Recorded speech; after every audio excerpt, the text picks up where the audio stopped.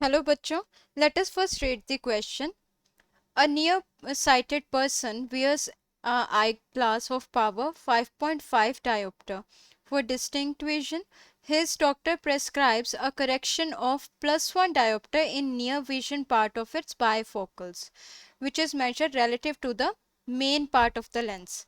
Then the focal length of his near vision part of the lens is, आपके पास options में कुछ options हैं, तो अब हम इसको सॉल्व करेंगे। तो हमसे क्वेश्चन में पूछा क्या जा रहा है कि एक नियर साइटेड जो पर्सन है वो 5.5 डायोप्टर का ग्लास पहनता है, तो उसके डॉक्टर ने बोला कि उसको +1 डी की +1 डी का करेक्शन चाहिए। तो अगर ऐसा है तो फिर आपको बताना है कि फोकल लेंथ का जो नियर विजन होगा वो कितना होगा करेक्शन के बाद। तो अब हम देखते हैं, पहले की कॉन्सेप्ट में ये समझते हैं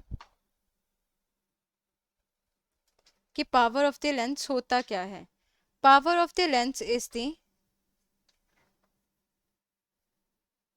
power of lens is the reciprocal of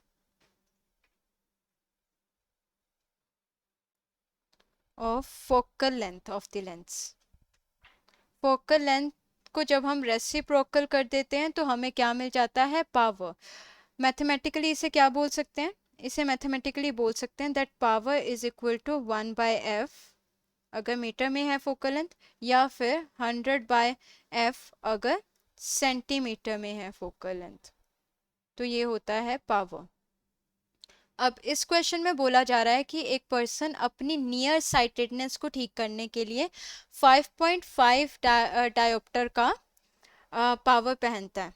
अगर ऐसा है, नियर साइटेडनेस को ठीक करने के लिए, नियर साइटेडनेस को ठीक करने के लिए जो लेंस यूज होता है वो होता है concave lens, is corrected by using concave lens. और कनकेव लेंस की पावर कैसी होती है, नेगेटिव होती है, negative.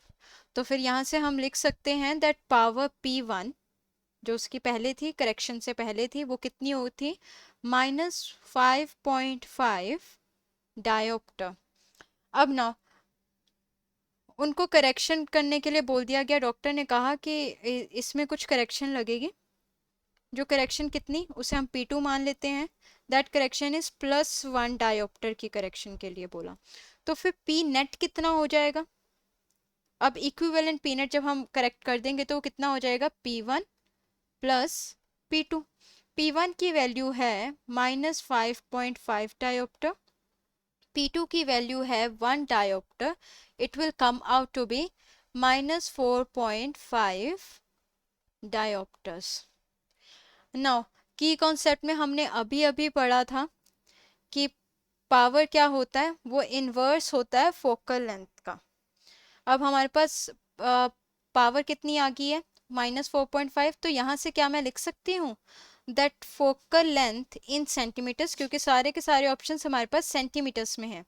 Focal length in centimeters is equal to 1/पावर नेट। उतनी ही फोकल लेंथ का लेंस हमारे पास लेंस लगेगा, तो फिर 1/-4.5, क्योंकि सेंटीमीटर्स में है तो फिर हम 100 कर लेते हैं क्योंकि सारे के सारे ऑप्शन सेंटीमीटर्स में है।